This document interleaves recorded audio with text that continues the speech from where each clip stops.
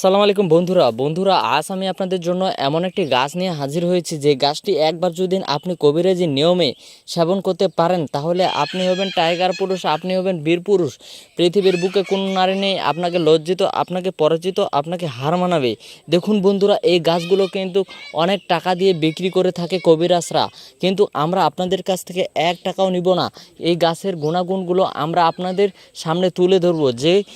যেই নিয়মে যদি একবার আপনি এই গাছগুলো পিষে একবার কবিরাজি নিয়মে সেবন করতে পারেন তাহলে কিন্তু আপনি টানা যে কোনো মেয়ের সাথে, যে কোনো মহিলার সাথে, আপনার ঘরের স্ত্রীর সাথে আপনি টানা 40 থেকে 45 মিনিট অবধি পর্যন্ত আপনি টানা খেলা করতে পারবেন।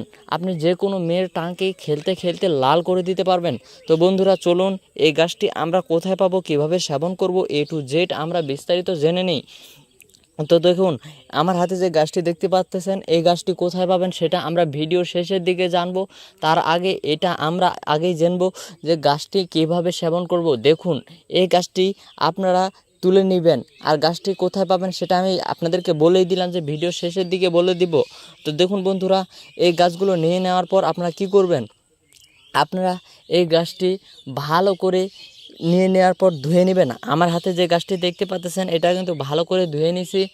এই গাছটি ভালো চকচকে পানিতে ধুয়ে নেওয়ার পর আপনারা কি করবেন, এটা বেটে এর রসটা আপনারা সেবন করবেন। বন্ধুরা দেখুন, এই গাছটি কিন্তু একবার আপনি কবিরাজি নিয়মে সেবন করতে পারেন তাহলে কিন্তু আপনি হবেন টাইগার পুরুষ, আপনি হবেন বীর পুরুষ। বন্ধুরা, এই গাছের দ্বারা কিন্তু আমরা আমাদের অনেক ভাইকে ভালো করেছি, অনেক রুগীকে ভালো করেছি। তাই আপনারাও এই গাছটি আপনারা খেয়ে আপনারা সেবন করে দেখতে পারেন যে গাছটির কেমন গুণাগুণ।